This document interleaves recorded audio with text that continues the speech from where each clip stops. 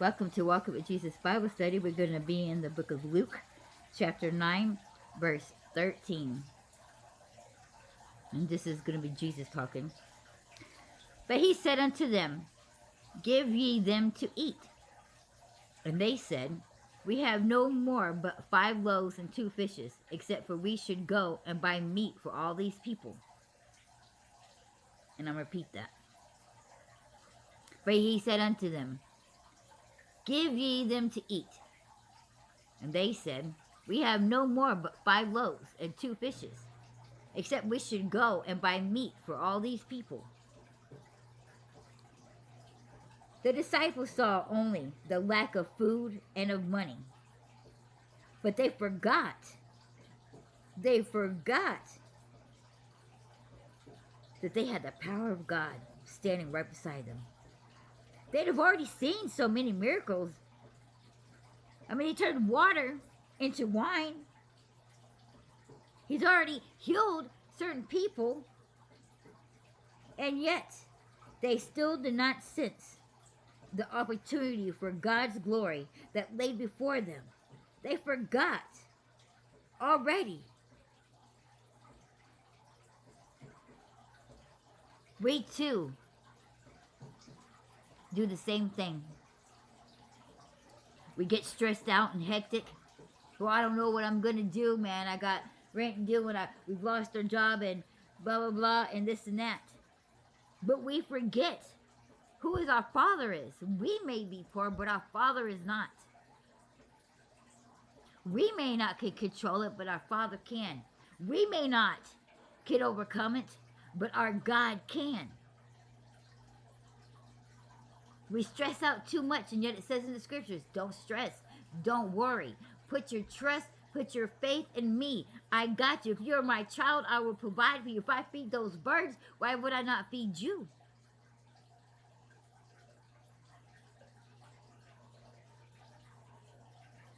The Israelites running around in the wilderness, complaining. These people was eyewitnesses to most magic, well, I don't want to say magical because God isn't magic, he's power. The most astounding miracles that was ever done. Parting of the Red Sea, frogs, the death of every firstborn, lice just everywhere, locusts flying, back to back, hailstorms that just come out of nowhere. They ate bread that fell from heaven. Quails that just came and flew in, and voila, there had meat. Yeah, every time it turned around, they was like, did you just bring us all the way through all this just to come out here so we could die of thirst? Did you bring us all the way over here so we can just die of this? How quick and how little they have forgotten what had already did come through, what they have already conquered, what they have already seen, what they was already eyewitness to. And they wasn't grateful for any of it. They wasn't thankful.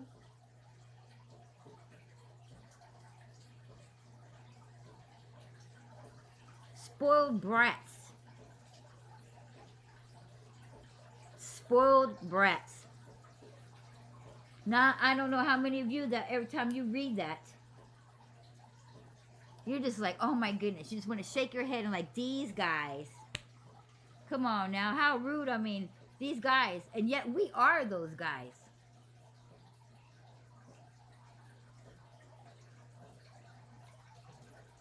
We're not grateful. We keep wanting and wishing for bigger and better things.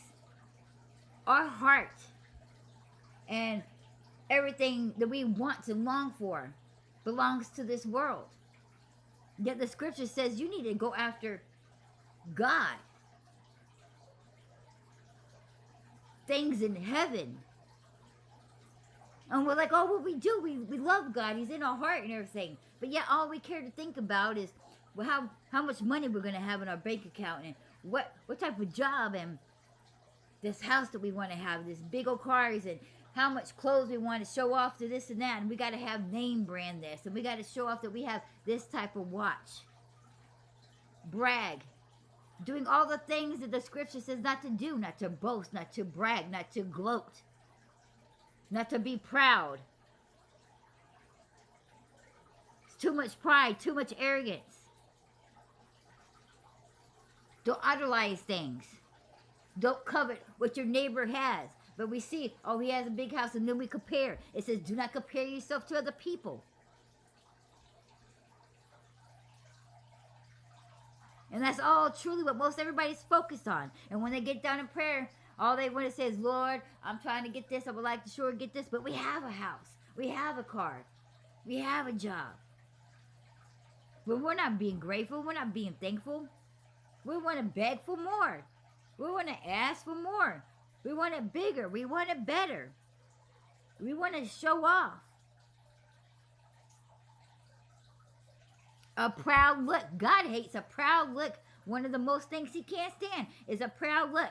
A lot of people don't even understand what that means. Vanity. Dang, I look good. I'm going to show it off. All about me. Self-idolatry is the same thing as idolatry. You're worshiping yourself. You're gloating. You're boasting. You're arrogance.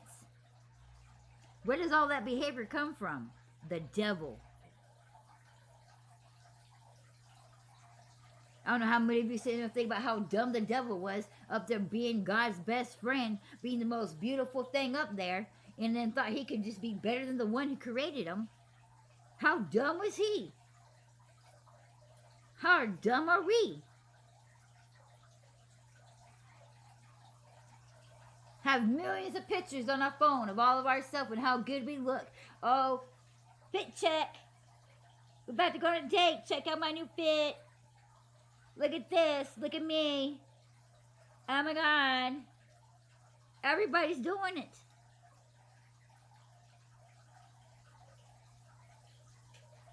Every single social media page that everybody has is all about them and trying to get the world to look at them.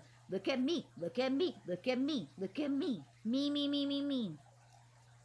And then when we're in prayer, we're focused on, God, I need this. And then you got people out there, ooh, girl, I'm God's chosen. Yep, look at, posted on there, this is what it's like to be chosen by God. I'm boasting. I'm about to get blessed. Oh, girl, I'm in the wilderness season right now. But you know what? I was told that next season, God's about to bless me. And I'm about to come in my own. Yep, I'm about to have this big old house. That is not true. And if that's all you care about, then you need to pay attention that you probably ain't God's chosen. You're somebody else's chosen. And those blessings ain't coming from God. It's coming after the thing that you idolize. Things of this world.